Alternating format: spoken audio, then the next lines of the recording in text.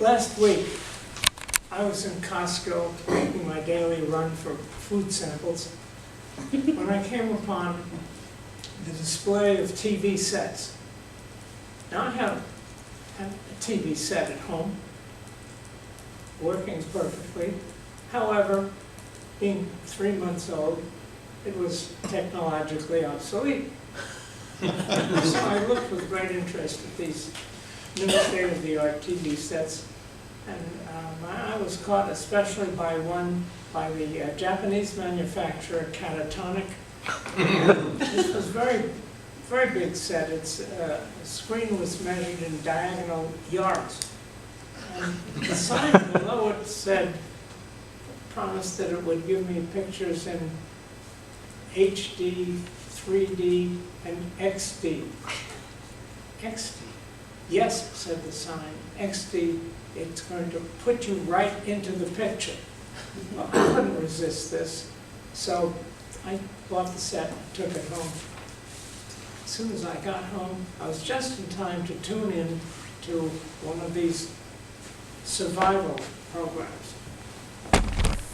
This starred the two movie greats, Mickey Rooney and Judy Garvich, who had been put on a deserted tropical island and left to find their own food. The only weapons that they had were a nail file and an office stapler. Well, I watched the program for a bit, and I felt a bit of disappointment in this new TV set. I didn't feel that it was putting me right into the picture. Then I took out the remote. It was the appropriate size for the TV set, and it signaled for my attention. I looked, and there was the XD button which was flashing, so I pressed it, and whoosh! I went from my living room chair right into the picture. Unfortunately, I landed upon Mickey Rooney, who got up and made a keening sound and jumped into a motorboat and raced off. Judy turned to me in disgust. She said, "You fool, he's gone, he's taken away our only boat, and it's got our catered dinners that we eat when the cameras stop rolling. So now we're really going to have to use these tools for our dinner." She says, "I'm going to take the nail file, you take the stapler." I said, but Judy, I've never stapled an animal before." But she didn't answer. She just strode into the jungle, and I followed with her. It was very hot, and shortly we came to a beautiful pool. "Ah, I'm going in for a swim," said Judy. "Be careful of the sharks," I warned her. "You idiot," she said. "This is a pool." Have you never heard of a pool shark? And I was gratified to notice shortly thereafter, triangular tail moving toward her. She got out just in time. We pressed on into the jungle. And soon after that, a man-eating tiger jumped out of the bushes.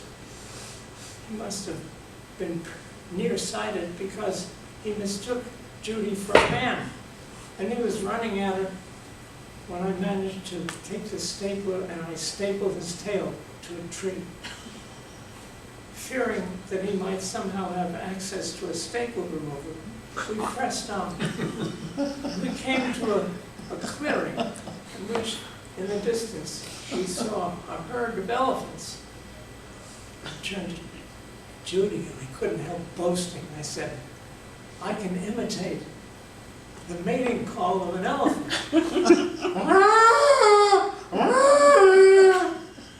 "You idiot," she snarled at me.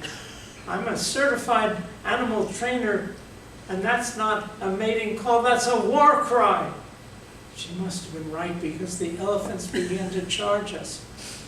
Well, I figured there was not much I could do to staple an elephant, so I ran in the opposite direction.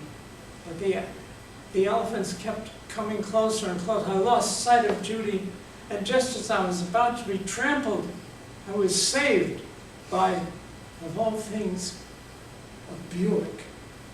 The program had paused for a commercial. And a Buick drove along. Well, it was moving pretty slowly. It was, after all, a Buick. So I jumped in, and I got the driver to take me home, and that's how I was saved.